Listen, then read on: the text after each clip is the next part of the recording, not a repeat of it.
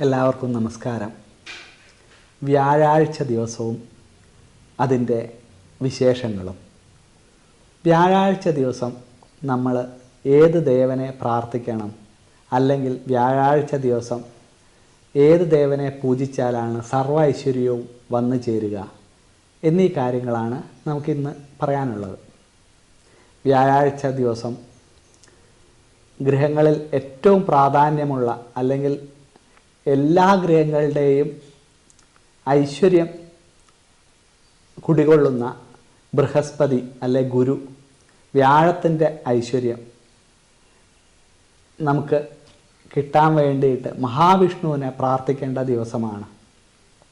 മലയാള മാസത്തിലെ ആദ്യത്തെ വ്യാഴാഴ്ച, മുപ്പട്ട് വ്യാഴാഴ്ച മഹാവിഷ്ണുവിനെ തൊഴുത് പ്രാർത്ഥിക്കുകയും പൂജകൾ ചെയ്യുകയും മഹാവിഷ്ണുവിന് വിശേഷമായിട്ടുള്ള പാൽപ്പായസം നിവേദ്യമായിട്ട് കരുതുകയും ചെയ്യുന്നതോടുകൂടെ വ്യാഴപ്രീതി ഉണ്ടാവുന്നതാണ്.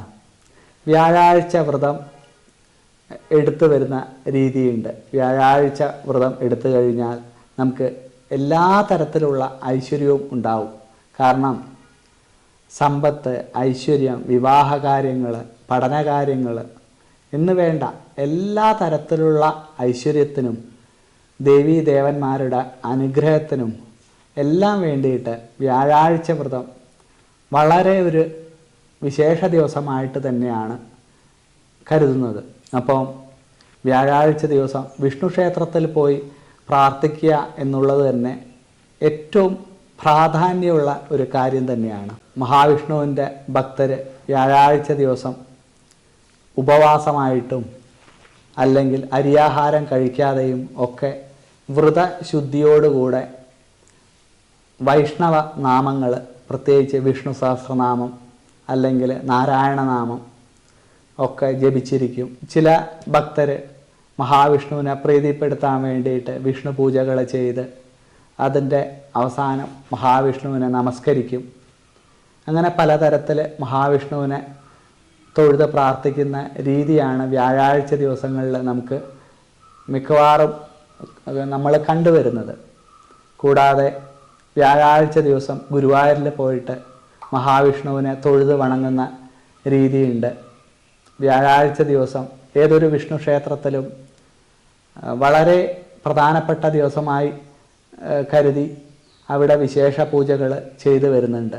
അപ്പം വ്യാഴാഴ്ച ദിവസം നമുക്ക് മഹാവിഷ്ണുവിന് അല്ലെങ്കിൽ വ്യാഴത്തിൻ്റെ അനുഗ്രഹത്തിന് വേണ്ടിയിട്ട് ആണ് മാറ്റിവെക്കേണ്ടത്.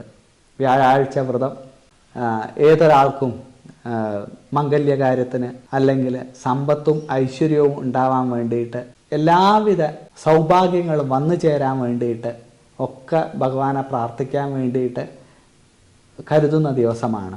വ്യാഴാഴ്ച ദിവസം മഹാവിഷ്ണുവിനെ തൊഴുത് പ്രാർത്ഥിച്ചാൽ ഏതൊരാൾക്കും സമ്പത്തും ഐശ്വര്യവും വ്യാഴപ്രീതിയും വന്നു ചേരും. പ്രത്യേകിച്ച് ജാതകത്തിൽ വ്യാഴം മറഞ്ഞു നിൽക്കുന്ന ആൾക്കാരുണ്ടാവും. അവർക്കൊക്കെ മഹാവിഷ്ണുവിനെ വ്യാഴാഴ്ച ദിവസം തൊഴുത് പ്രാർത്ഥിച്ചാൽ എല്ലാവിധ സൗഭാഗ്യങ്ങളും വന്നു ചേരുന്നു. നമ്മൾ അങ്ങനെയും കരുതുന്നുണ്ട്.